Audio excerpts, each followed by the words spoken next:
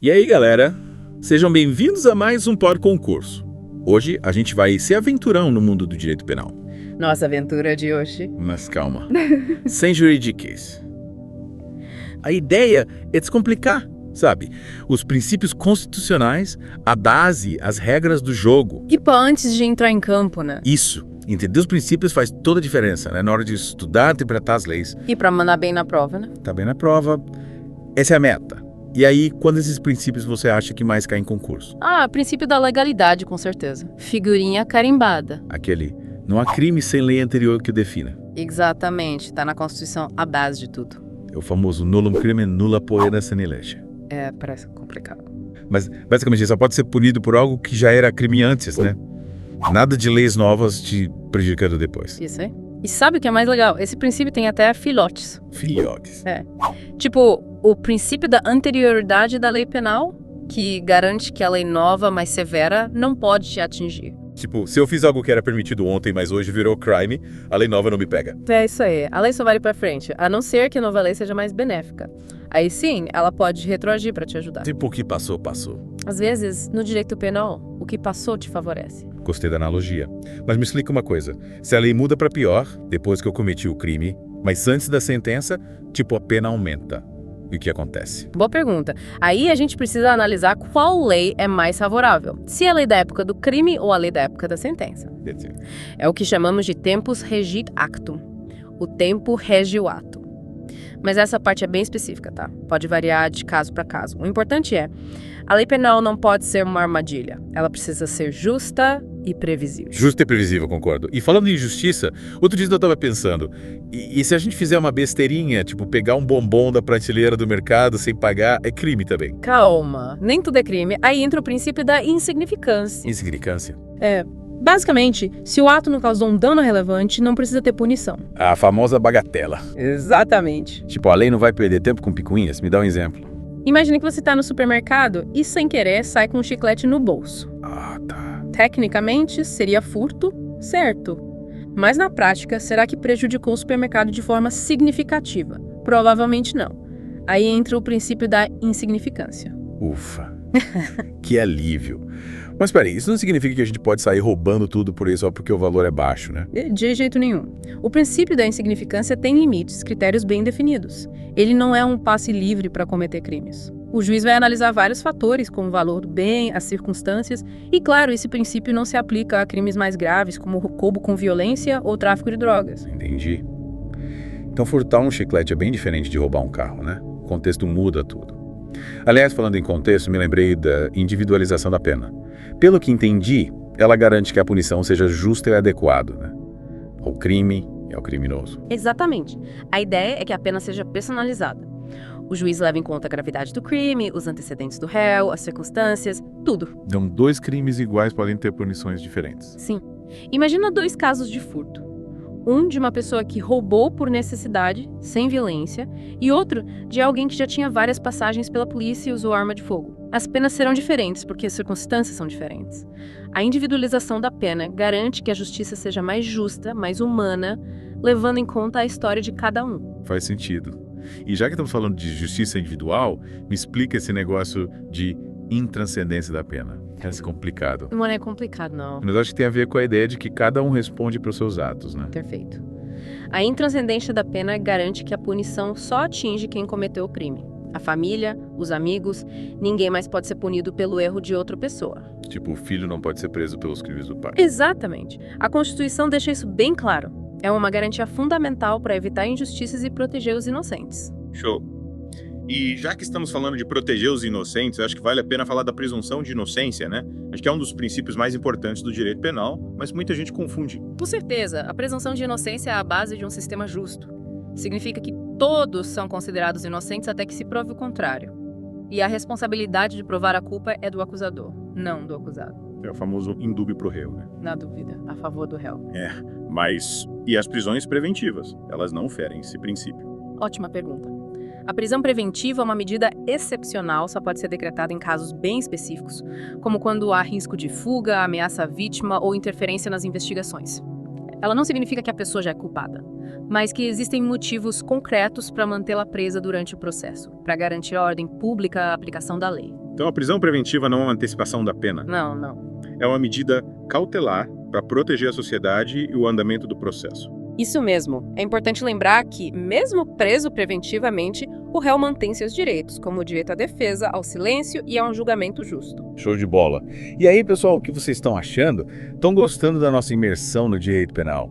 Se tiverem dúvidas, sugestões ou só quiserem mandar um alô, comentem aqui embaixo. E não esqueçam de se inscrever no canal, ativar as notificações. É isso aí? Compartilhar esse episódio com a galera que também está estudando para concursos. Quanto mais gente dominando o direito penal. Melhor para todo mundo. E por falar em dominar, a gente ainda tem muito chão pela frente. Na próxima parte, vamos desvendar mais alguns princípios essenciais, então fiquem ligados. Até a próxima. Valeu. De volta para o nosso pós-concurso. Animados para continuar nossa aventura pelo direito penal. Super. A gente viu na última parte legalidade, insignificância e individualização da pena. Mas o direito penal tem muitas nuances, né? Muitas. E hoje vamos mergulhar em princípios que garantem um sistema mais humano, mais justo. Falando em justiça humana, qual princípio você acha que é o mais importante? É o princípio da humanidade, sem dúvida. Ele é a base para um sistema penal que respeita a dignidade da pessoa humana, mesmo em casos de crimes graves. Mas na prática, o que isso significa? Significa que ele proíbe penas cruéis, degradantes, desumanas, tortura, sabe?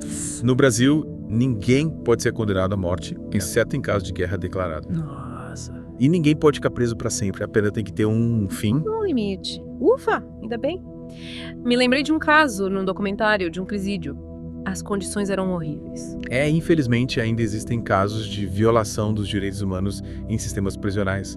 Mas o princípio da humanidade está lá na Constituição para garantir que a punição seja justa sem perder a humanidade. E falando em humanidade, me lembrei de outro princípio.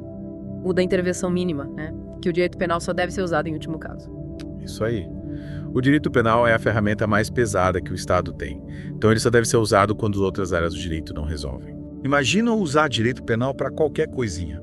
Seria um caos. Ele precisa ser reservado para os casos mais graves, que afetam a paz social, a segurança da coletividade. Por exemplo, se você tem problema com seu vizinho, barulho, a primeira tentativa é o diálogo. Entendi. Só em último caso, se nada der certo, é que entra o direito penal. É como um remédio forte. Só usa quando precisa. E esse princípio da intervenção mínima tem a ver com o da fragmentariedade, né? Que o direito penal não precisa se preocupar com tudo, só com os bens jurídicos mais importantes. Exatamente. Os dois andam de mãos dadas. A fragmentariedade significa que o direito penal é como um quebra-cabeças. Um quebra-cabeças. Cada peça é um crime específico. Ele não precisa ter todas as peças, só as que protegem os bens mais relevantes, como a vida, a liberdade. Então ele é seletivo. Ele escolhe as batalhas. E essa escolha se baseia na importância do bem jurídico. Mas quem decide quais bens são mais importantes? Essa é uma questão complexa. Envolve valores sociais, culturais. A Constituição, as leis, a jurisprudência, tudo contribui para essa definição. Mas, geralmente, os bens mais importantes são os que garantem a paz social, a segurança individual. É um processo dinâmico, né? Se adapta às mudanças da sociedade.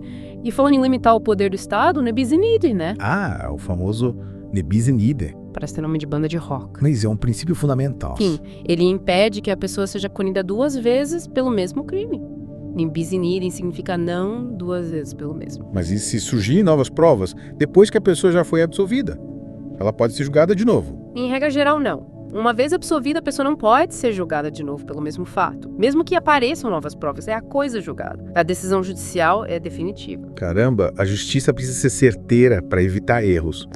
Mas e se a pessoa for punida 2 vezes por crimes diferentes, mas cometidos no mesmo contexto? Tipo, Roubar um carro e atropelar alguém durante a fuga. aí, precisamos analisar com cuidado. O ne bis in idem se aplica ao mesmo fato, à mesma conduta. Se a pessoa cometeu 2 crimes distintos, mesmo no mesmo contexto, ela pode ser punida por ambos.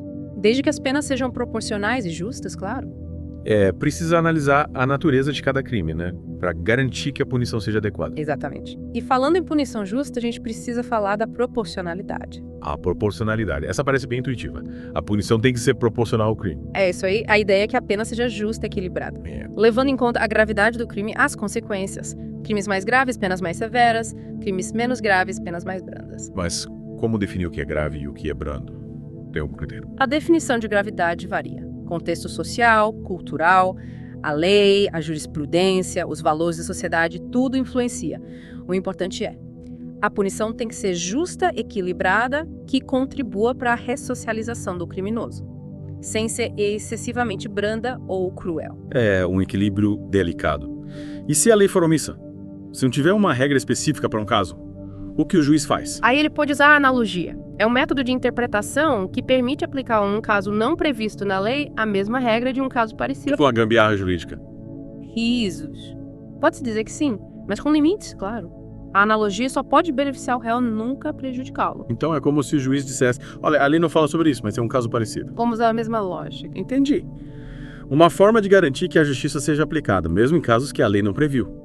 Mas e se a pessoa cometer um ato que só prejudica a si mesma? Tipo, usar drogas. Aí entra o princípio da alteridade. Ele diz que o direito penal só pune condutas que afetam outras pessoas. Você não pode ser punido por algo que só te prejudica. Então a tua lesão não é crime. Exatamente. É. Se você se machuca, se coloca em risco, não é problema para o direito penal. A menos que sua conduta coloque outras pessoas em risco. A ideia é proteger a sociedade e não punir atos individuais. Faz sentido. E aí, pessoal? Estão aprendendo bastante. A gente está aqui para descomplicar esse universo. E para quem quer se aprofundar, se inscreva no canal, ative as notificações e compartilhem esse episódio. Isso aí, na próxima parte, a gente vai falar sobre as fontes do direito penal. De onde vem essa lei toda que a gente estuda? Fiquem ligados. Até lá, de volta ao pódio concurso. Última parte da nossa imersão no direito penal. E aí, pessoal? Preparados para desvendar os mistérios das fontes do direito penal? Preparadíssima. Entender de onde vem a lei é tão importante quanto entender a lei em si, né? É como saber a origem dos ingredientes antes de cozinhar, né? Mandou bem na analogia. E já que você gosta de cozinhar, me explica. O que são essas tais fontes do direito penal? Ah, as fontes do direito penal são como as nascentes de um rio, sabe? Mostram de onde vêm as leis, quem as cria, como se formam. Tipo a genealogia da lei. Isso. Mas me explica melhor. Existem tipos diferentes de fontes. Sim. A gente divide as fontes em duas categorias, Sim. materiais e formais. Interessante. Parece que a coisa é mais complexa do que eu imaginava. Qual a diferença entre esses dois tipos? As fontes materiais são como os pais da lei, representam os órgãos que têm o poder de criar as normas penais. No Brasil, a principal é a União, o governo federal. Eu quero dizer que os estados e municípios não podem criar leis penais. Cada estado com sua lei, e isso é uma bagunça. Calma. Em regra geral, a competência para legislar sobre direito penal é da União, para garantir uniformidade. Mas existem exceções. Os estados podem legislar sobre questões específicas de interesse local, mas só com autorização da União. Ah, entendi. A União é a chefona, mas pode delegar algumas tarefas. E as fontes formais? Qual o papel delas? As fontes formais são como o rosto da lei, a forma como ela se apresenta. Mostram qual é a lei, como funciona, os limites, as aplicações. Acho que estou começando a entender. As materiais criam, as formais mostram como ela é. Quais são as principais fontes formais? A principal é a lei, as normas escritas aprovadas pelo Poder Legislativo, a receita oficial do direito penal. Faz sentido. Mas e se a lei não for clara? Se tiver alguma dúvida, a gente fica a ver navios. Aí entram as fontes secundárias, que complementam a lei, ajudam a interpretá-la, a aplicá-la. Dá uns temperos. Dá sabor e complexidade. Legal. Quais são os principais temperos? Os costumes, os princípios gerais do direito, a doutrina e a jurisprudência. A gente já falou de alguns desses temperos antes, né? Os princípios gerais do direito. Exatamente. Os princípios são essenciais, orientam a interpretação da lei, garantem a justiça, e os costumes são práticas sociais que se repetem ao longo do tempo e acabam sendo incorporadas ao sistema jurídico. No direito penal, eles ajudam a interpretar a lei, definir conceitos, até criar novas normas. Interessante. O direito penal se adapta aos costumes, acompanha as mudanças da sociedade. Com certeza, ele é um reflexo da sociedade. E a doutrina? Qual o papel dos doutrinadores? Os doutrinadores são os estudiosos, professores, autores que pesquisam, analisam e interpretam as leis. Os experts que ajudam a gente a entender tudo. E a jurisprudência? A jurisprudência é o conjunto de decisões dos tribunais. Os precedentes que servem como referência. Mostram como a lei funciona na prática, tipo um mapa com as rotas já traçadas. Exatamente. E, claro, não podemos esquecer da Constituição Federal, a nossa lei maior. A mãe de todas as leis. Isso. No direito penal, a Constituição garante a proteção dos direitos, a justiça, a segurança jurídica. A bússola que guia o direito penal. Perfeito. E com isso, fechamos nossa imersão nas fontes do direito penal. Espero que tenha ficado mais claro como esse sistema funciona, de onde vêm as leis. É isso aí, pessoal. Gostaram do nosso papo? Se inscrevam no canal, ativem as notificações e compartilhem. A gente se vê no próximo Pod Concurso com mais dicas sobre o direito penal. Valeu! Valeu!